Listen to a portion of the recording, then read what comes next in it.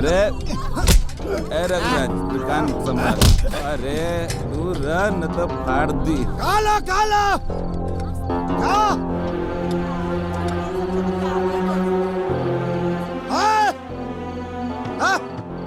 पुढे खा जरा पुढे खासा खासा दबा के खासा दोनों चिंता नहीं खे एक दिन और पूरे खियाबता नहीं के जिया पूरी ये रही पतल ये रही सब्जी ये रही रसगुल्लो ये रही फंक्शन चेंज मिली दानी के सराद के पूरे किया बे बुढ़ा गुड्डू क्या बकवास करत बाड़े शांत हो जो। मुखिया जी लड़बो अगला साल मुखिया जी लड़बो लड़वाई तरह के मारा कानून लेके हाथ में घुमो तो नहीं बुझा गई। तू ही का करता रहा शुभ काम में केहू ऐसन करेला। पंडित चुप एकदम चुप तो कुंडली बने बा हमार हम बाढ़ में पता भरनी बाढ़ में तरह के सुनामी में ले जाए रात संग हरा गया था तेरे अब इससे बारात ना जाई आरती जाए रे आरती हटो आरती जाएगा कौन है उधर नहीं उधर क्या तो शराब पी के बड़े तोरा शराब पीला से मार बियाह ना होई शराब पापी तोरा से बड़ा कमीना ना तकनी आज से सरकारी आवारा साबित हो गईले सुन हले से निकाल तोरा छाती पे चढ़ के बारात ले जाओ हम लेके जाके बारात पापी कहीं के देख लेके सरकारी आवारा हो गया ऑर्डर और आज के बाद हे बॉर्डर क्रॉस कैला तो टांग काट ले तो इतार पाकिस्तान के बॉर्डर है का जहिया सर्जिकल स्ट्राइक का दबना तू तो जाइबे कर बस साथ में इतार मोहल्ला लेके जा हमारे साथ लेके जाना अनर्थ हो जाई कानून साथ में कोई नहीं बोलेगा चलो जा ए जाना हट अरे हट चलो बर्दाश्त कर तुम पागल बने अरे बैठ जा बैठा अरे तल्लाश का देवता है बात तना मन बे तोरा छाती पे चढ़ के बारात जाई तोरा छाती पे जाई छाती पे छाती और रोड है का हमार रोड है अरे शांति ए रसगुल्ला रसगुल्ला रसगुल्ला रसगुल्ला खेबे हाँ खा ले जितना पैसा खर्चा कर ले बने सरन से सुलभ आनंद रघुराज ए ज्यादा बोला तारा तू बोला नहीं चाहता हाँ ज्यादा बोला तारा तू गुड्डू ज्यादा बोला तारा तू कानून अरे साथ में मतलब गुड्डू बाबू भाई का भक्तर बच गई बा देखा देखा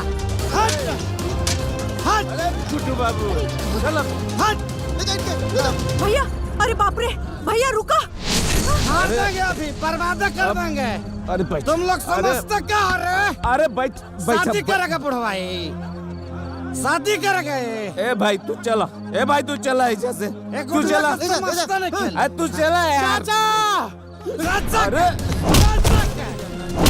जो कम नहीं किए अरे भाई अरे अरे अरे अरे पूरी अरे चलो चला यार अरे चलो नहीं नहीं अभी बात ऐसा ना फरेबे ना करिए ऐसे अरे हमार बात सुने पहले क्या सुने चिंता जिन कर जब कानून के कलम लिखला बंद कर देला नु वैसे से कमीना प्रसाद के दिमाग चलल शुरू हो जाला हमारा दिमाग में एगो आइडिया आइल बा का फिलहाल तो ऐसा से चलो तू नाम बताओ तनी ना ऐसे ना अरे चलो भाई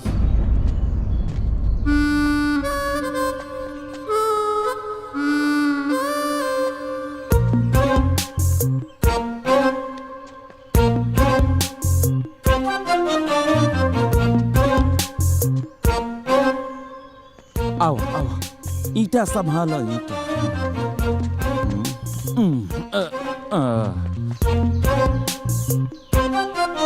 हम शांति के प्रतीक हैं ठीक है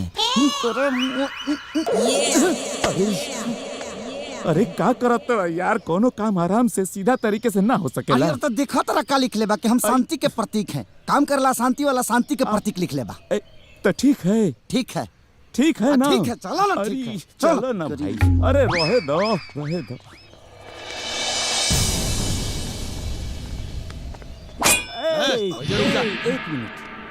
खतरा मल जी से फोन पे बात भइल रहे बोला कि कमीना प्रसाद जी आइल बाड़े जा जा।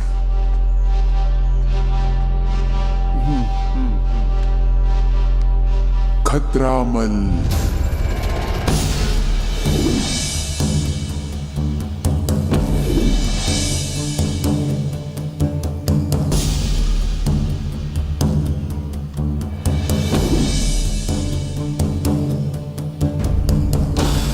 चल।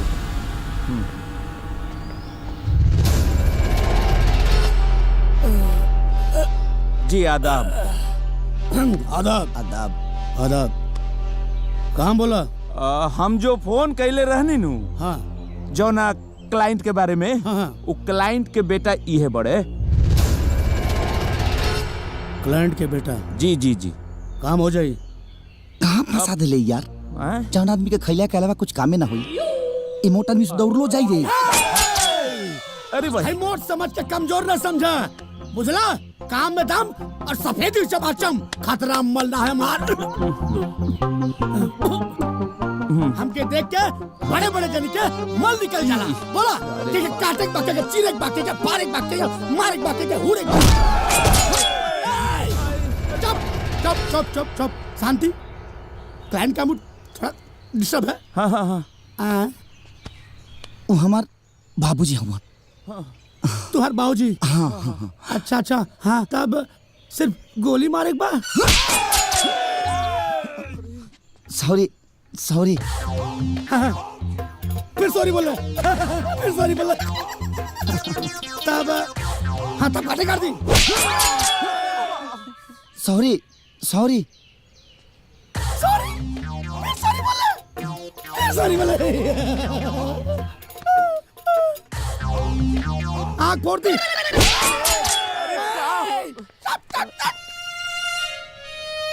समझा समझा समझा, कैसे समझाई? हम गुंडा है, हम क्या बोले था? क्लाइंट के मूड समझा। फिर सॉरी। कितना सॉरी बोले? न काटे के बा न गोली मारे के बा, उनका के अपहरण करे के बा, वो इज्जत से। इज्जत से अपहरण? हाँ। मतलब गोड़ छुप के उठा के ले चल जावे बा? ना पैर छुके ना, माने इज्जत से जैसा अपहरण हो सके अपन देख ली। इज्जत से? हाँ। ना हो तो बोला हम कहीं और चल जाते हैं। हो जाई ना? हो जाई हो जाई। पैसा मालतल? पैसा वकील साहब बताई ना। अरे उ जौना आदमी के किडनैप करे के बानू, हाँ। सारा माल तो उनकरे लगे बा। जैसे किडनैप हो जाइहन वैसे सारा माल मिल जाई। हम जितना हाँ जितना चाहे फीस में उ रख ली। मतलब पूरा माल हमके मिल जाई? हाँ सब सब सब सब। हाँ हाँ हाँ हाँ। ठीक बा। चलता नहीं। हाँ लेकिन इतना छोट काम खातिर इतना बड़ा गुंडा खतरा मल के? हो जाए पक्का ना? इज्जत से चलता नहीं। हाँ हाँ माने काम हो जाए के चाहिए। हाँ इज्जत से। हाँ बाबूजी आदाब बैठ। खतरामल। अरे मार जाइए रे।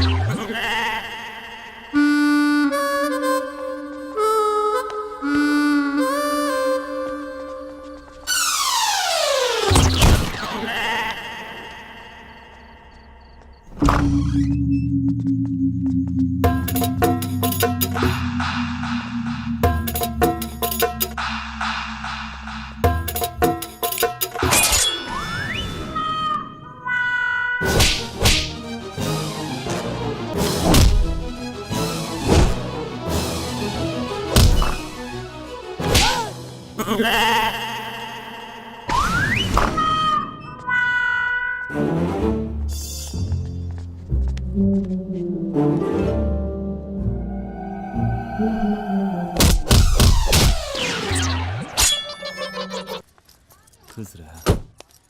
नमस्ते। प्रणाम करतानी जी। नमस्ते। खुश रह। तोरा बहिन के सुहाग भगवान अजर अमर राखस। खूब खुश रह। अब और कितना एहसान करम लो हमरा ऊपर। कपड़ा लत्ता, गहना गुड़िया, यहाँ तक के शादी के सारा खर्चा रो लगन उठावतनी। आखिरकार एकर हम भाई नु हई, हमरो कोनो फर्ज होला अरे बेटा एगो बात बताओ, अब भगवान इतना धन देले बड़े तो खर्च तो होखबे करी। ए मास्टर काका, हाँ हाईली नोटिस कोर्ट से आइल बा। नोटिस?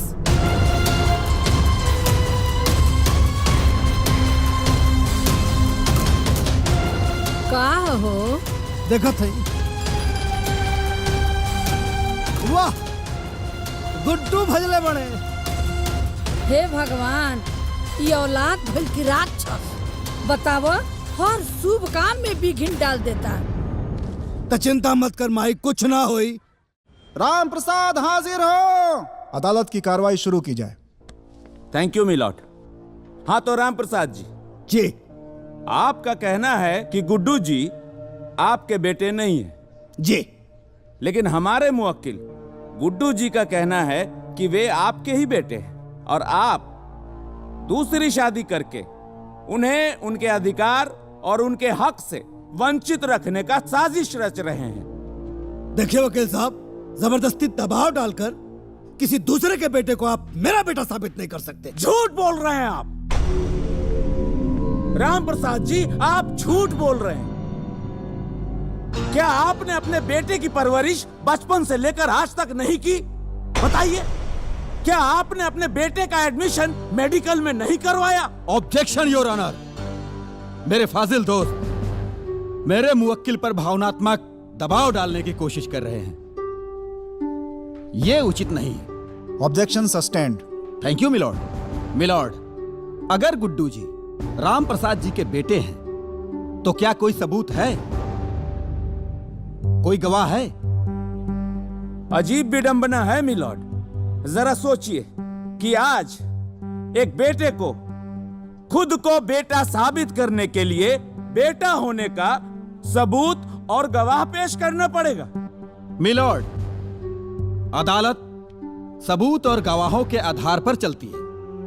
मेरे फाजिल दोस्त को यह बात पता होगी, वरना कोई भी बेटा किसी को भी अपना बाप कह देगा।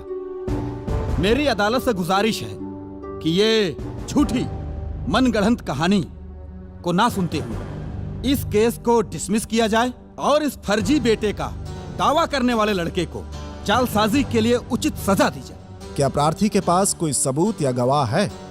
है, गवाह है मिलॉर्ड। एक नहीं, तीन गवाह हैं। और मैं अदालत से गुजारिश करूंगा कि हमें उन तीनों गवाहों को पेश करने की इजाजत दी जाए। उन्हें पेश किया जाए। हमारे सबसे पहले गवाह हैं राम प्रसाद जी के गांव के ही सबसे बुजुर्ग व्यक्ति, गांव के मुखिया जी श्री ब्रिजेश त्रिपाठी जी।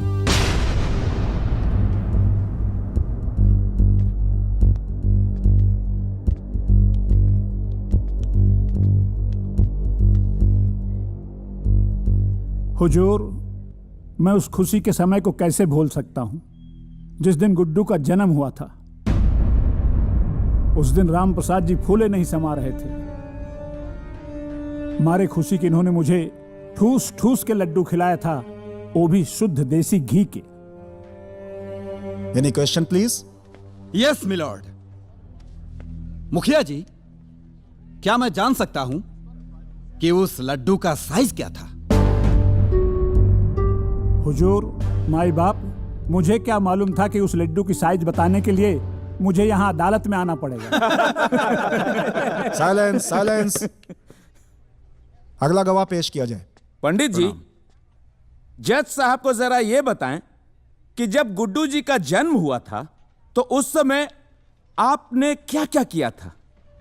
जनाब, हम पूरे गांव का जन्मपत्री हम ही बनाते हैं।